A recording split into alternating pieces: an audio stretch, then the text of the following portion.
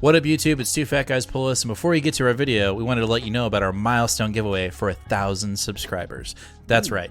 We are trying to hit 1,000 subscribers, and if we do, we're giving away a pretty sweet slab. What are we giving away, Nate? We are giving away an Amazing Spider-Man issue number 4. This is the first appearance of Silk, the original Sin tie-in. I'm sure everybody is familiar with this book. This is a CBCS 9.8. Oh, yeah. Yeah, so... Big boy. This book is much hotter than it was when we first bought it for the show. Yep, that's true. You insist on still giving it away, and I'm very happy to do it.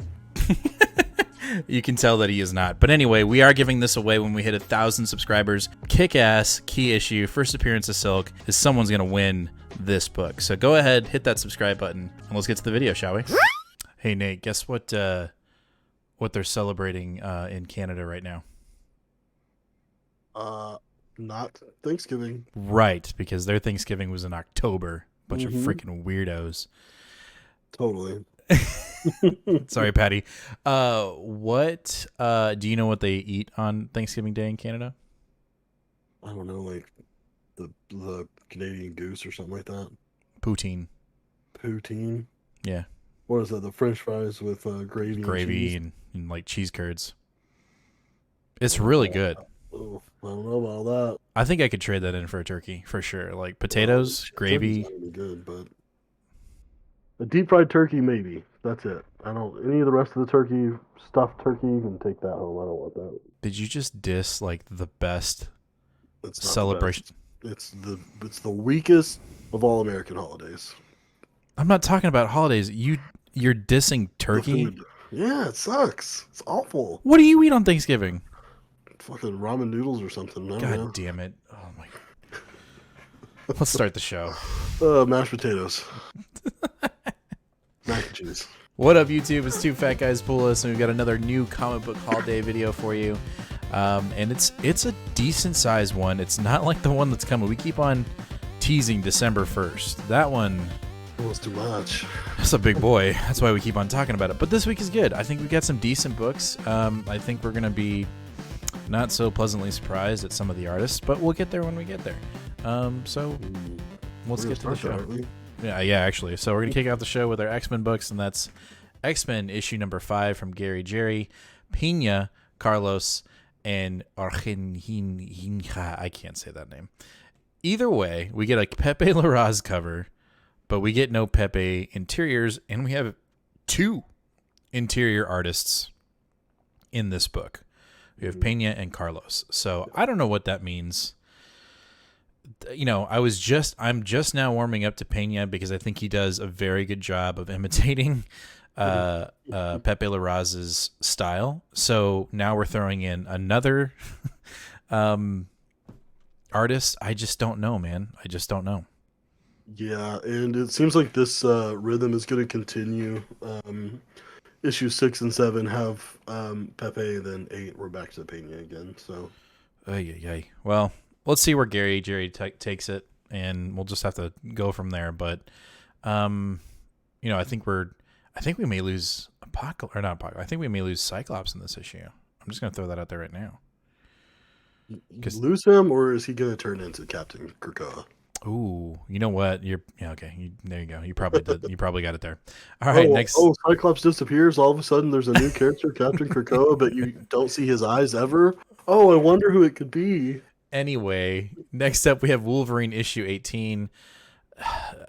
It's just a mess, man. This is a mess because we just had him in X-Force where he's fighting off surfer dudes, and then we get back here and he's fighting off, Maverick. We need to wipe clean the X line and just get back to basics, I think. And I think Gary Jerry's doing that, but we need to refocus the line. Like, all right, let's have 3 main titles for X-Men, and that's it. Because there's just too many, and they're all over the damn place. Yeah, I'm actually going to go ahead and just give everyone that's still worried about Wolverine or what their thoughts are a really good example of where I'm at. Issue 18 will be my last one. Not surprising. I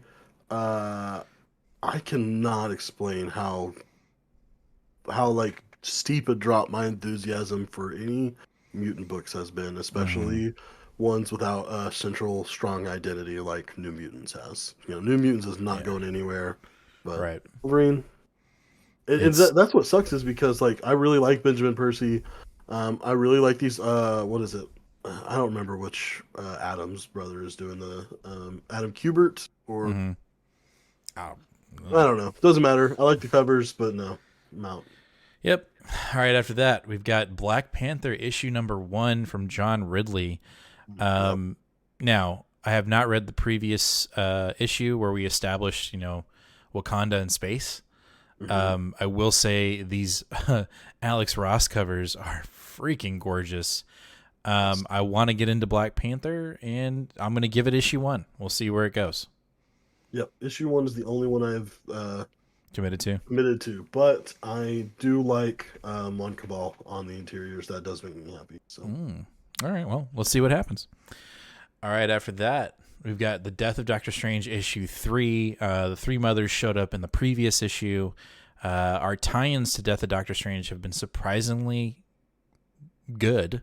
And we'll see if it just carries on into the next issue. I'm ready for more consequence. I'm ready for, our heroes to not have any form of control. And this is a 5-issue miniseries, right? Yeah. Okay, so this is going to be probably the tipping point to the lack of control, if you will, with our heroes. But I'm digging it right now. Yeah, I'm having fun with it. Do you have any tie-ins for this week or no? I No, don't, not this week. I think next week is when we get a lot of tie-ins. yeah. So I'm interested in these three characters the most. They are, without a doubt, the most unnatural Marvel feeling Mm-hmm. villains that we've seen in a while. They just don't like this. Feels like DC Dark Universe or Yeah, Dark Multiverse. So I'm pretty intrigued by them. for sure. We'll see how it goes. I'm, the fact that we get a retro Stephen Strange, I'm digging that. All right, after that, we've got Donny Cates's Hulk issue number 1. Some stuff came out over the week or the weekend about this book, and Oh, really? potentially, well, from what I understand, the premise might actually be that Banner might be the raging, how do I say this? Not necessarily the villain, but he is the antagonist, if you will. It was kind of I don't know. I don't know. It was mentioned out there that Banner might actually be kind of the bad guy in this book, and Hulk has been the one that's been used and abused. I don't know. I'm looking forward to it. Obviously, it's a Donny Cates number 1. The dude knows how to come out of the gate swinging. So, this is the reason why we're not getting a lot of Marvel books after this book, because this one and Venom just have so much fucking paper in them. They're busting at the seams. I mean, I'm excited about Donny Cates and Ryan Otley. It's a creative Mm-hmm. team I'm excited about. But honestly, like, I even with a creative team that good, I still am barely on, Yeah. barely on. But See, it's even because I'm not a Hulk guy. It has nothing to do right. with anything but personal bias. So also, I just read this now on the cover. It says, "What if the Hulk exists to protect us from Banner?" That's exactly what it says on the cover. So Oh, interesting. little bit of intrigue there. The All right. thing is, the thing that the reason why that doesn't intrigue me is because I have no ground history. I still am insanely confused by the dynamic between Bruce Banner and the Hulk being Yeah. different entities. It's weird to me. Well, maybe he'll give us some explanation. I don't know. Probably not. Mhm. All right. After that, we've got Behold the Birth of Cosmic Iron Man. I mean, Black Panther's cover was awesome, but this is just like, it's cosmic. I am so Um, excited for this. yeah, me too. I feel like it's been a while since we've read this book. October 13th, so no, like a month and a week. Yeah. Okay. But yeah, this whole arc that Christopher Cantwell is doing, he is pulling a 19 issue arc, so we've still got a while to go. But this does seem like the climax of what the story is Mm-hmm. he's trying to tell is Tony, at least for a time being, endued with some type of power cosmic, Well, which now we know how his neck's going to get fixed. Well, yeah, exactly. And I like that. It's okay that it's a little do ex machina, but like we needed to Mhm. find a way for him to get healed because the dude just like his Right. previous story arc by Slot was he was dead and didn't have his own body and was a robot and blah, I don't know all this weird shit. And so Right. now here he is again, and his new body's almost completely destroyed again. So 14 issues in. yeah, All right, after that, we've got Thor issue 19, another Donny Cates book, and we finally have Nick Klein back on the interiors and on the cover. wow, really? It's a good day, finally, when it comes to Thor. We're moving towards this death of Thor, right? We've been waiting for however many issues since the Black Winter basically told him that that's how he's going to die via Thanos's Mjolnir stone wielding infinity black gauntlet, just the whole fucking zombies, So I predict that Donny Cates' next massive Marvel event is on the cusp of 2022, probably in the summer, if not in the fall. It's coming, but I think we're finally gonna, the name of the freaking arc is God of Hammers starts here. Let's see what happens. I mean, we've got dead crows, we've got Odin, we've got a sword wielding Thor. His cape has the rainbow bridge on it. That's cool.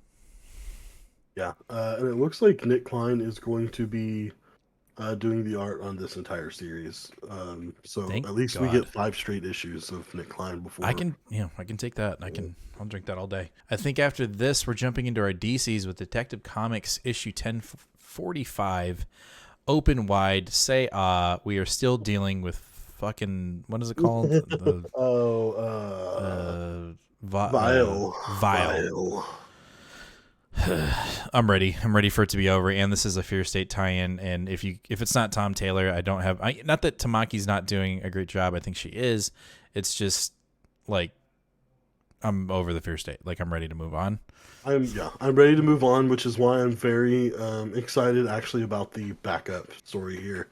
This is the part 2 of the Foundations. This is the prequel story to the next big Batman event, which is going to be taking place in the detective book, which I think it's January is when it starts. We get a new detective book every week for like 8 weeks. Wow. Which seems like a lot, but I don't know. For some reason, I'm optimistic that it's going to be good. Just don't burn me like Spider-Man. That's all I got to say. Just don't burn me like Spider-Man. That's all. 100% agree.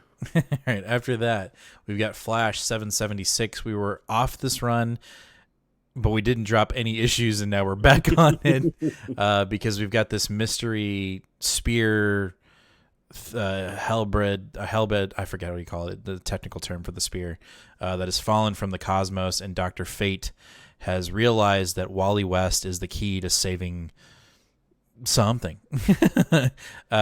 And the way it was introduced, I think the last issue, 775, was really good. The artwork was really fun. The story is intriguing. And whenever you can get Dr. Fate literally, beaten to a pulp saying you have to save the universe, I'm in. It's going to be an issue by issue thing for me, especially because it looks like artists are going to be jumping around a little bit. Nope. Yeah. So it looks like the first issue is our normal Fernando Passerian, but then after that, it looks like Will Conrad will be on the book, and then Matt Ryan, who I'm not familiar with Fernando on second credit. So it looks like they will be sharing art between like certain dimensions or something like that. So just don't do a Green Lantern and don't put an extra story in there. Let this be my one $3.99 book from DC, please. It is $3.99 through February. So. All right. Well, there's one positive. All right. After that, we've got Robin issue number 8. We got a lot of consequence in issue 7. The tournament had almost actually kind of ended, and we're getting the rematch between Hawk and Robin, I believe, or I think that's his name.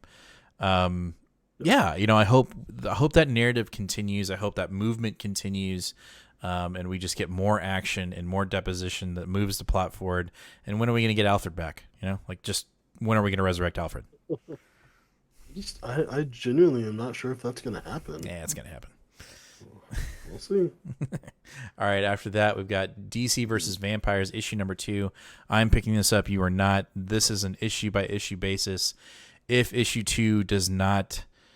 I liked issue 1. There was no problem with issue 1, but Tom Taylor's Dark Knight Steals exists, so this has to be on par with that. So if issue 2 does not wow me, it will be the end of DC versus Vampires. And that's saying that when it's a Tinian book. Like that, like how crazy is that?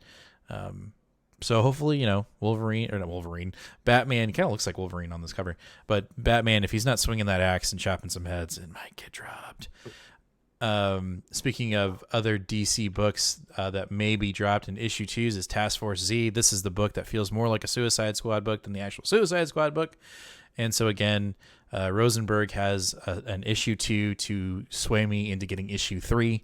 We'll just see. I mean, I feel like Task Force C could have been a one-shot Halloween issue, so we'll see if it just carries on. I'm giving it a shot, but yeah. And honestly, like the reason why I picked up issue 1 of both of these books, and there is a time in my life that these books would have stayed on the pull list. It's just too big right now. Oh, it's yeah. just too much. That's I have no doubt that I will probably be buying the deluxe hardcover of DC versus Vampires. It's a Tinian book. I bet you they come out with a real nice collection of it. I'm sure I'll buy that. If Task Force Z gets enough hype, I'm sure I'll pick up the first trade. I can't do the singles right now with everything else going on. Totally makes sense. All right, after that, we jump into our independence with Radiant Black, issue number 10. Me too, but I told you, like I told you last time, I was a little bit disappointed that Higgins gave us a ray of hope for our first original character. I was kind of hoping he would just, if you're going to take him away from us, take him away from us.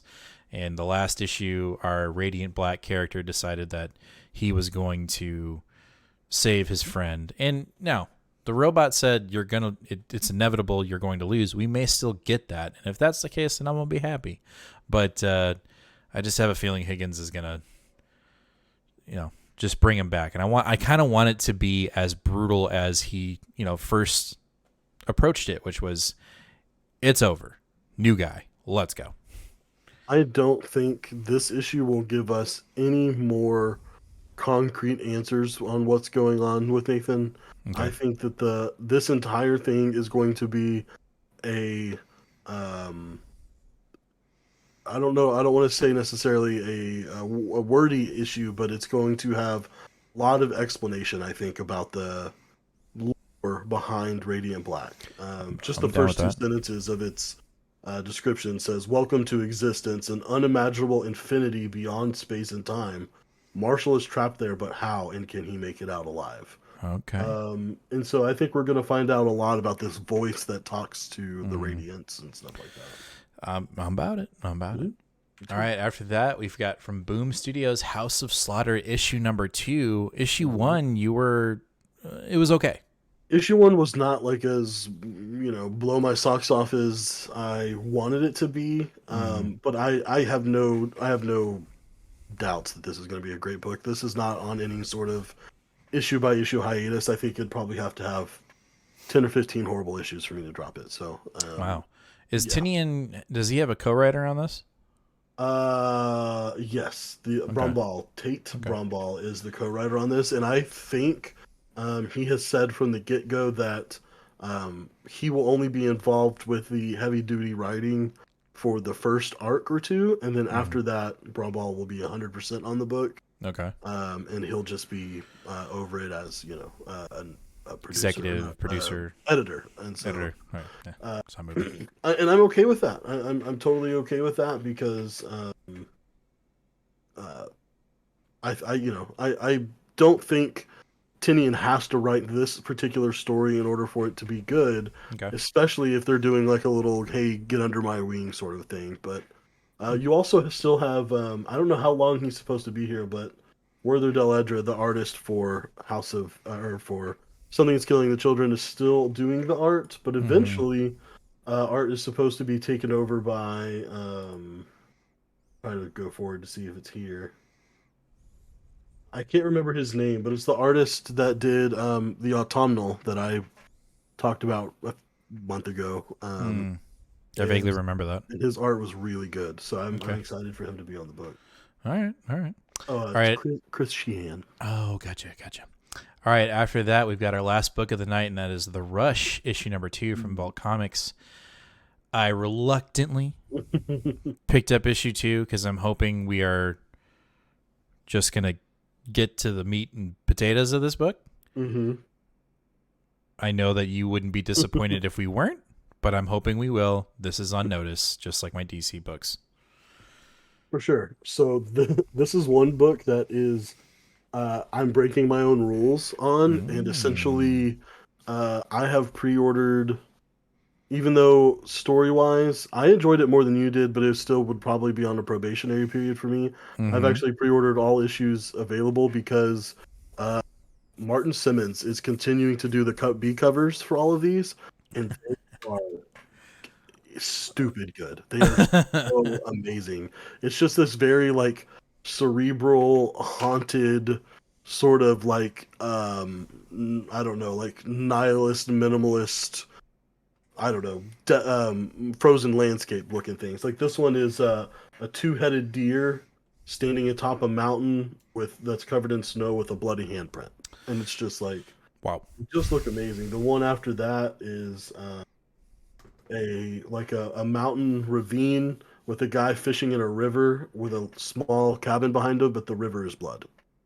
And so, as long as Simmons is doing the cover B Bs covers for these, I will at least be picking them up for the B covers for the art. Okay. And then if the story's good, then okay, I'll read it. If not, it'll be like The Thing and just sitting there because it has a cool cover. Yeah, there's nothing wrong with that. Ooh. All right, so that's going to do it for our pools for the week of November 23rd. We will have our show on Sunday at 8 o'clock Central Standard Time, so regular time, not any funky schedules like we did last week. And yeah, that's going to do it for our show. I can't wait to do it. Also, make sure to go over to Shuffle Wizard. We're opening all these bad boys probably sometime this week. That's a lot. It's a lot. We've got 2 packs of Vivid Voltage and 1 pack of Fusion Strike, and then I got a bunch of random booster packs, which are mainly Darkness Ablaze. That's kind of cool.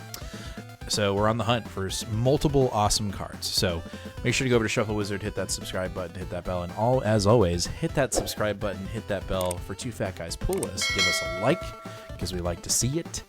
And read more comics, fam. Yeah. We'll see you later.